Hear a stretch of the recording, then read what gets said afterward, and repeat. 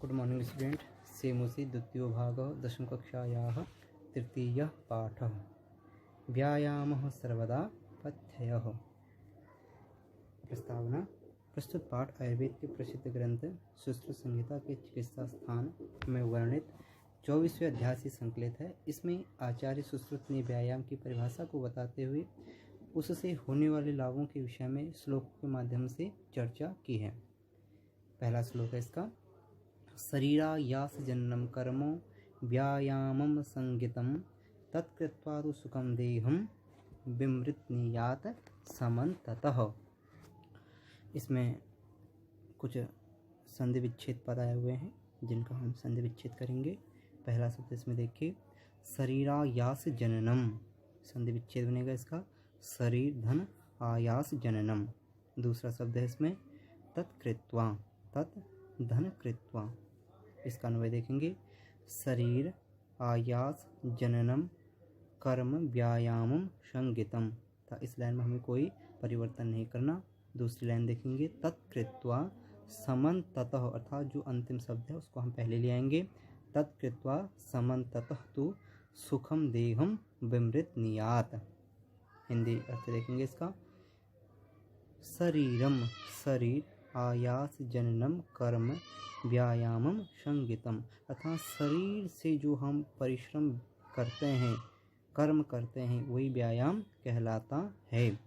तत्कृत्वा अर्थात उसको करने के बाद, समन्ततः अर्थात व्यायाम को करने के बाद, समन्ततः चारों ओर से, सुखम देह अर्थात सुखी शरीर को, अर्थात उस शरीर की चारों तरफ से भली भांति विमृत्नियात अर्थात मालिश करनी चाहिए।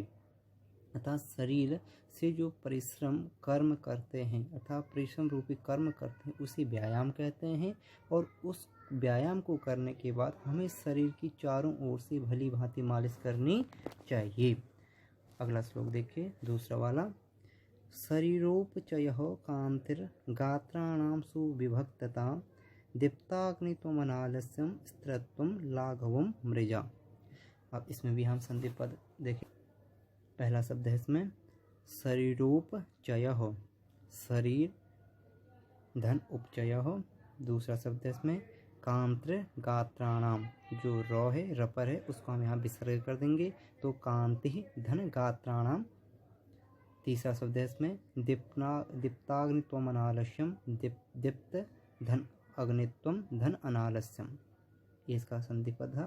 आगे इसका अन्वय देखेंगे, शरीरो शरीर उपचयः गात्राणां कांति सुविभक्तता दीप्त अग्नित्वम अनालस्यम स्थिरत्वम लाघवम मृजा। शरीरो उपचयः अर्थात व्यायाम करने के बाद, शरीर उपचय अर्थात शरीर की वृद्धि होती है, तो हमारा शरीर तकड़ा बनता है। गात्राणाम कांति, और हमारे शरीर की चमक बढ़ती है, अर्थात हमारे शरीर में एक शाइनिंग आती है।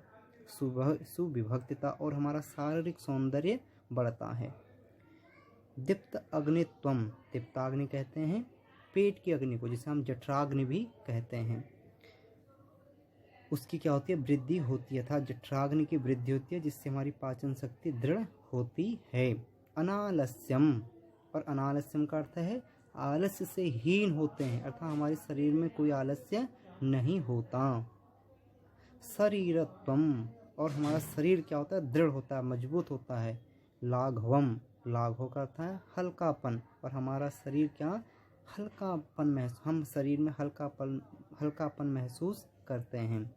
लाघवम मृजा, मृजा अर्थात तीनों दोषों से, तीन दोष कौन कौन से हैं, वात पित्त कफ की शुद्धता होती है। किससे, व्यायाम करने से, अर्थात हमारा शरीर दृढ़ होता है, शरीर में चमक बढ़ती है, शारीरिक सौंदर्य में वृद्धि होती है, पाचन शक्ति की वृद्धि होती है, आलस्य से हीन होता है, और हम हल्कापन महसूस करने लगते हैं, अर्थात हमारी वात पित्त कफ की शुद्धता होती है व्यायाम करने से।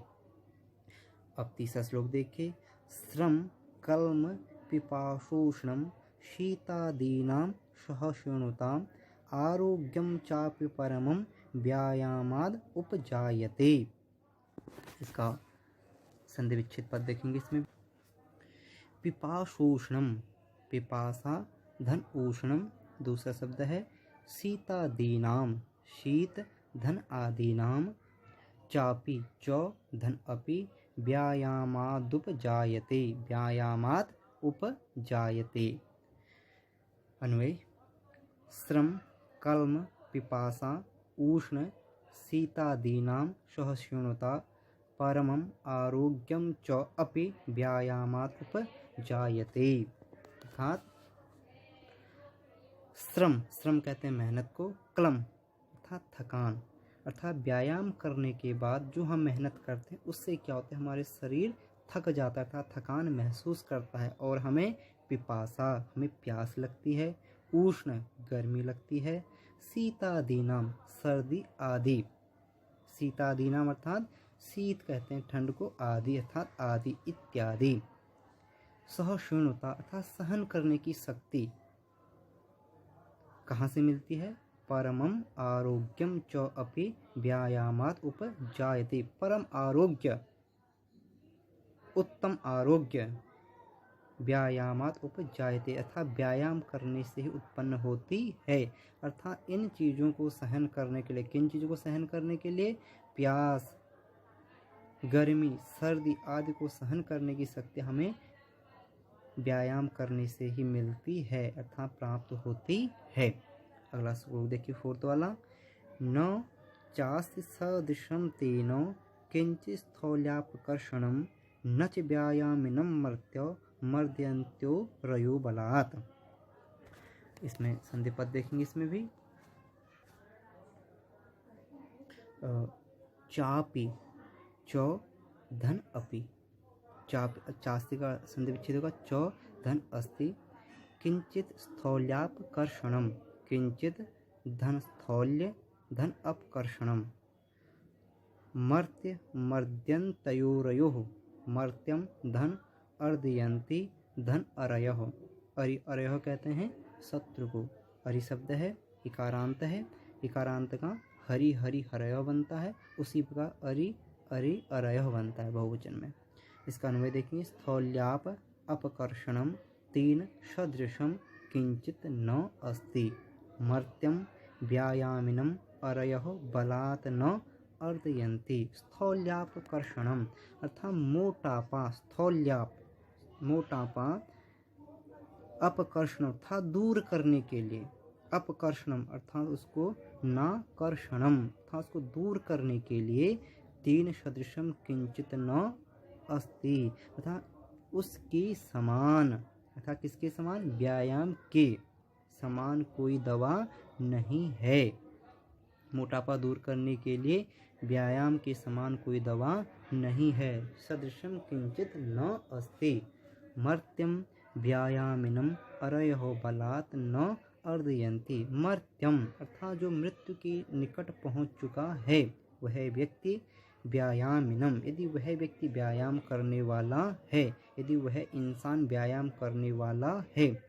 अरयः बलात् न अर्दयन्ति अर्थात बलात् अर्थात बलपूर्वक भी, अरयः दुश्मन, न अर्दयन्ति अर्थात उसको मार नहीं सकता, अर्थात उसको हानि नहीं पहुंचा सकता। अगला फिफ्थ वाला देखिए। न चैनम सहसा कर्म्य जरा समधिरोहति स्त्री भवति मासं च व्यायामं भी रतस्य च। इसमें संधि पद देखेंगे। चैनम च धन एनम, सहसा क्रम्य, सहसा धन आक्रम्य। व्यायामाभिरतस्य च, व्यायाम धन अविरतस्य। अन्वय देखेंगे। एनाम च सहसा आक्रम्य जरा न समधिरोहति व्यायामम अविरतस्य च मासं स्त्री भवति। हिंदी रूपांतरण। एनम अर्थात इन, क्या इन? व्यायाम करने वाले इंसान। सहसा आक्रम्य जरा न समधिरोहति अर्थात अचानक, सहसा अचानक, आक्रम्य जरा न समधिरोहति सहसा आक्रम्य अर्थात बुढ़ापा, जरा न समधि रोहति अर्थात व्यायाम करने वाले व्यक्ति को अचानक बुढ़ापा नहीं आता।